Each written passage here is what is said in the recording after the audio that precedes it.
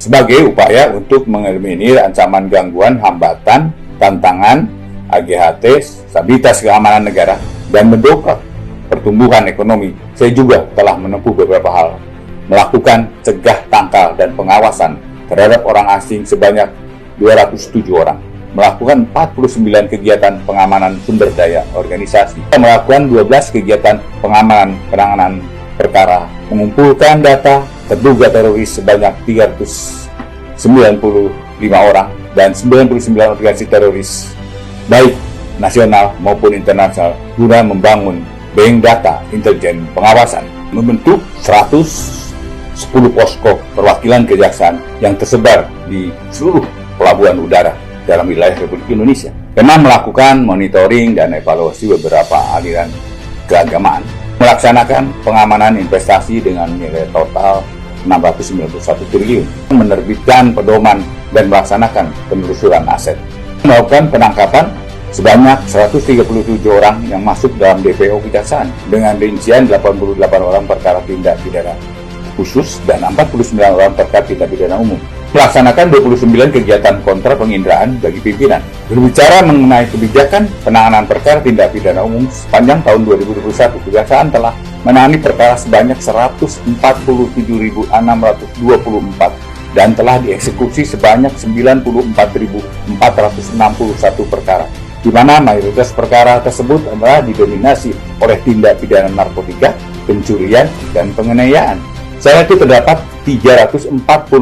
perkara yang telah berhasil diselesaikan berdasarkan keahlian legislatif. Dalam rangka mendukung pelaksanaan tugas, saya juga telah meningkatkan kapasitas personel dengan mengikutsertakan bimbingan teknis penuntut umum sebagai fasilitator penanganan perkara dengan pendekatan keahlian legislatif, in-house training, akses keadilan melalui teknologi dalam tuntutan pidana narkotika untuk mendukung terwujudnya WBK dan WBBM, in-house training, penguatan kelembagaan bidang tindak pidana umum dan rangka mewujudkan WBK dan WBBM, pertemuan, pembahasan kerjasama antara Australia dengan Direktorat Tindak Pidana Teroris dan Lintas Negara, seminar dan lokakarya pendanaan terorisme, seminar UNODC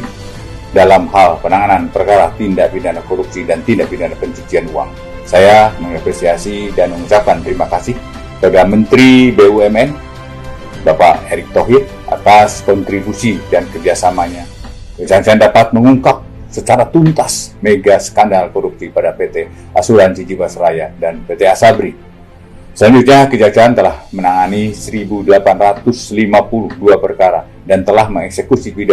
pidana badan sebanyak 935 terpidana serta berbagai capaian yang telah diraih. Di antaranya, pertama adalah penyelamatan keuangan negara sebesar 21,2 triliun rupiah dan 763.080 dolar Amerika serta 32.900 dolar Singapura. Penerimaan negara bukan pajak sebesar 415,6 miliar rupiah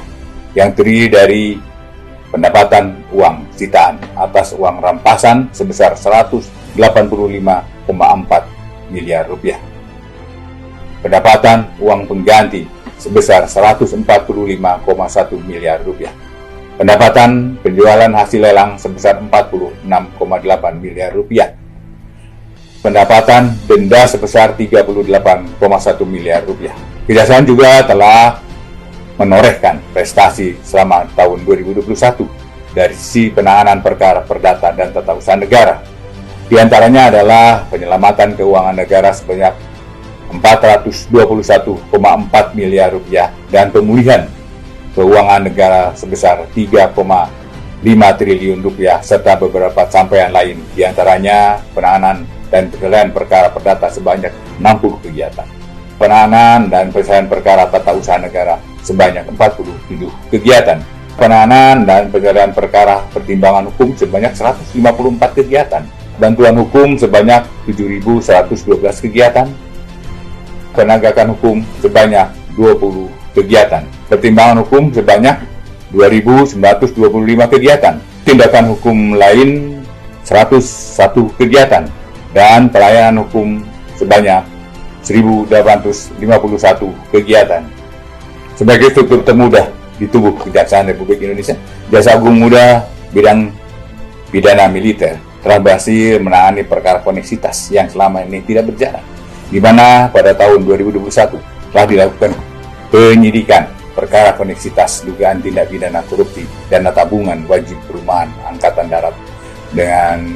telah menetapkan 2 orang tersangka, yaitu unsur sipil dan inisial NPP dan oknum tersangka Brigjen TNI YAK yang telah dilakukan penahanan.